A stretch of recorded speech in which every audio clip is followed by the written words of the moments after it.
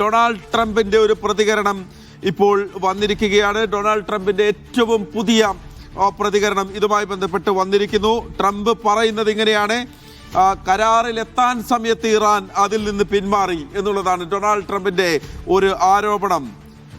മസ്കത്തിലും ജനീവയിലും പിന്നീട് നടന്ന ചർച്ചകളിലുമൊക്കെ ഉരുത്തിരിഞ്ഞു വന്ന ഒരു ആശയം, അതിൽ ഒരുപക്ഷെ സമാധാന കരാർ എന്നൊക്കെ നമുക്ക് അതിനെ വിശേഷിപ്പിക്കാവുന്നതായിരുന്നു. പക്ഷേ അതിൻ്റെ അവസാന ഘട്ടത്തിലേക്ക് എത്തിയപ്പോൾ ഇറാൻ അതിൽ നിന്ന് പിന്മാറി എന്നാണ് അമേരിക്ക ഇപ്പോൾ കുറ്റപ്പെടുത്തുന്നത്. നെതന്യാഹുവുമായി ഈ കാര്യം സംസാരിച്ചു, അതേ വികാരമാണ് നെതന്യാഹുവും പങ്കുവച്ചത് എന്നാണ് ട്രംപ് പറയുന്നത്.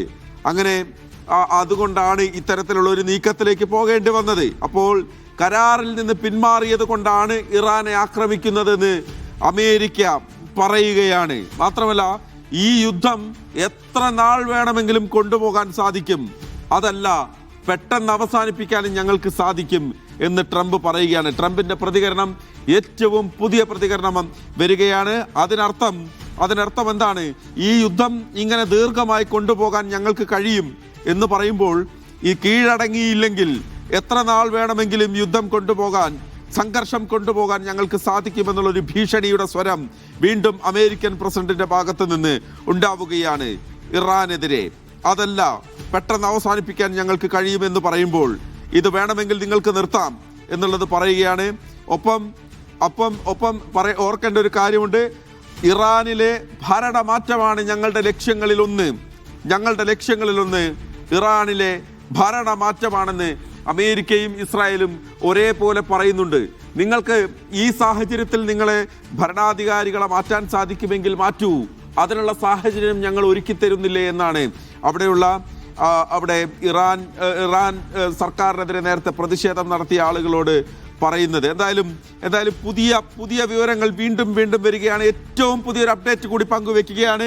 ഇറാൻ പരമോന്നത നേതാവും പ്രസിഡന്റും പോറലേൽക്കാതെ സുരക്ഷിതർ എന്നുള്ളതാണ് ഇറാനിൽ നിന്നുള്ള വാർത്താ മാധ്യമങ്ങൾ റിപ്പോർട്ട് ചെയ്യുന്നത്. സുരക്ഷിത താവളത്തിൽ തുടരുകയാണ് എന്ന് ഇറാന്റെ വിദേശകാര്യമന്ത്രി അബ്ബാസ് അരാഗ്ചി വ്യക്തമാക്കിയിരിക്കുന്നു. ഇറാൻ പരമോന്നത നേതാവ് ആയത്തുള്ള അലി ഖാംനെയി സുരക്ഷിതനാണ് എന്നുള്ള വാർത്ത ഇറാന്റെ വിദേശകാര്യമന്ത്രി ഉറപ്പിച്ചു പറയുകയാണ്. സുരക്ഷിത താവളത്തിൽ അവരുണ്ട്. നേരത്തെ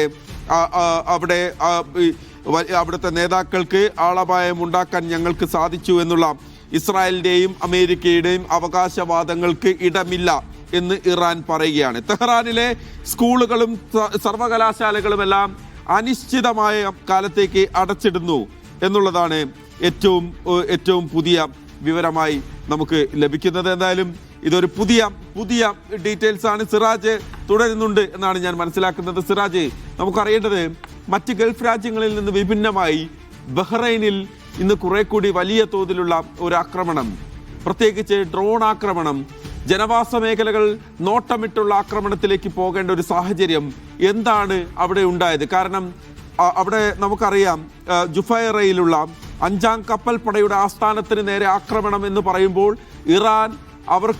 ഇറാനെതിരെ നടന്ന ആക്രമണത്തിലുള്ള തിരിച്ചടി എന്നും നമുക്ക് അതിനെ വ്യാഖ്യാനിക്കാം. അത് പ്രതീക്ഷിച്ചതുമാണ് ലോകരാജ്യങ്ങൾ, അത് പ്രതീക്ഷിച്ചതുമാണ് ഗൾഫ് രാജ്യങ്ങൾ, അത് ബഹ്റൈനും പ്രതീക്ഷിച്ചിട്ടുണ്ടാവും. പക്ഷെ അതിനപ്പുറത്തേക്ക് സാധാരണ മനുഷ്യർ തിങ്ങിപ്പാർക്കുന്ന ഇടത്തേക്ക് ഈ മൂളിപ്പായുന്ന ഡ്രോണുകൾ, ഈ ചിന്നിച്ചിതറുന്ന ഡ്രോണുകൾ, അതെന്തിനയക്കണം എന്നുള്ളൊരു ചോദ്യം ഇറാന് മുന്നിലേക്ക് ഇപ്പോൾ എത്തുന്നുണ്ടാകും. തീർച്ചയായും മഹേഷ്, ജുഫൈറിലെ 5ാം കപ്പൽ പടയുടെ ആസ്ഥാനം ലക്ഷ്യമാക്കിയുള്ള ആക്രമണങ്ങളായിരുന്നു നേരത്തെ ഉണ്ടായിരുന്നത്. പൊടുന്നനെയാണ് അപ്രതീക്ഷിതമായി ചില റെസിഡൻഷ്യൽ കെട്ടിടങ്ങളിലേക്ക് ഈ ഒരു ആക്രമണം വ്യാപിച്ചത്. നിരവധി, പ്രത്യേകിച്ച് ഹുറയിലെ ഇറ ടവർ, അതുപോലെ തന്നെ മുഹറക്കിലെ കെട്ടിടം, ഈ കെട്ടിടങ്ങളിലുണ്ടായ ആക്രമണങ്ങളിൽ, പ്രത്യേകിച്ച് ആളുകൾ താമസിക്കുന്ന കെട്ടിടങ്ങളിലുണ്ടായ ആക്രമണങ്ങൾ വളരെ പൊടുന്നനെയും അപ്രതീക്ഷിതവുമായാണ് ഉണ്ടായത്. സിവിൽ ഡിഫൻസിന്റെ പെട്ടെന്നുള്ള രക്ഷാപ്രവർത്തനങ്ങളുടെ ഭാഗമായി പ്രത്യേകിച്ച് അപകടങ്ങളോ മരണങ്ങളോ ഒന്നും തന്നെ റിപ്പോർട്ട് ചെയ്യപ്പെട്ടിട്ടില്ലെങ്കിലും ഇത് സംബന്ധിച്ച് ആളുകൾക്കിടയിൽ വലിയ പരിഭ്രാന്തി തന്നെ ഉണ്ടായിട്ടുണ്ട്. എങ്കിൽ പോലും ഇപ്പോൾ സ്ഥിതിഗതികൾ വളരെ ശാന്തമാണ്. സിവിൽ ഡിഫൻസ് നൽകുന്ന മുന്നറിയിപ്പുകളും അതുപോലെ തന്നെ സൈറൺ പോലുള്ള സംവിധാനങ്ങളും ആളുകൾക്ക് സമാശ്വാസം നൽകുന്നുണ്ട്. എങ്ങനെയാണ് ഈ ആളുകൾ തിങ്ങിപ്പാർക്കുന്ന റെസിഡൻഷ്യൽ ഏരിയയിൽ ആക്രമണം ഉണ്ടായത് എന്നതിനെ കുറിച്ച് കൃത്യമായ ഒരു ചിത്രം ഇനിയും ഔദ്യോഗികമായി വരേണ്ടതുണ്ട്. ഇനിയും ഔദ്യോഗികമായി അത് സംബന്ധിച്ചുള്ള വിവരങ്ങൾ വരേണ്ടതുണ്ട് സിറാജ്. മനസ്സിലാക്കാം, കാരണം അവിടുത്തെ സർക്കാർ വൃത്തങ്ങൾ നൽകുന്ന ഔദ്യോഗിക വിവരങ്ങൾ മാത്രം നമുക്ക് പങ്കുവെക്കുക എന്നുള്ളത് തന്നെയാണ്. ഓക്കെ, ഓഫ് കോഴ്സ് എന്തായാലും മനസ്സിലാകും. പക്ഷേ അപ്പോഴും ആ വലിയ കെട്ടിടത്തിലേക്ക് ഇടിച്ചു കയറിയ ഡ്രോൺ ആക്രമണം, അത് ഉണ്ടാക്കിയ ആഘാതം അതെത്രയെന്ന് അറിയുക എന്നുള്ളത് ഒരു പക്ഷേ ഈ സമയത്ത് നമ്മൾ അതിനായി കാത്തിരിക്കുകയാണ്. കാരണം അതിൽ ആർക്കും ഒരു അപകടവും ഉണ്ടാകരുതേ എന്നുള്ള ഒരു പ്രാർത്ഥന കൂടി ലോകത്തിന്റെ ഭാഗത്തു നിന്നുണ്ട് എന്നുകൂടി ഓർക്കുക വേണം. അപ്പോൾ അതുമായി ബന്ധപ്പെട്ടുള്ള വിവരങ്ങൾ പിന്നീട് വരും. ഇപ്പോൾ അഫ്താബ് റഹ്മാൻ നമുക്കൊപ്പം ചേരുന്നുണ്ട്. അഫ്താബ് നൽകിയ ഏറ്റവും പുതിയ വിവരങ്ങൾ ഒരിക്കൽ കൂടി പറയുകയാണ്. അതിനുശേഷം അഫ്താബിലേക്ക് നമുക്ക് വളരെ പെട്ടെന്ന് പോകാം. ഏറ്റവും ഒടുവിലായി അഫ്താബ് പങ്കുവെക്കുന്ന വിവരങ്ങളിൽ ഒന്ന്, നിരവധി നേതാക്കൾ കൊല്ലപ്പെട്ടുവെന്ന് ഇറാൻ സ്ഥിരീകരിച്ചു എന്നുള്ളതാണ്.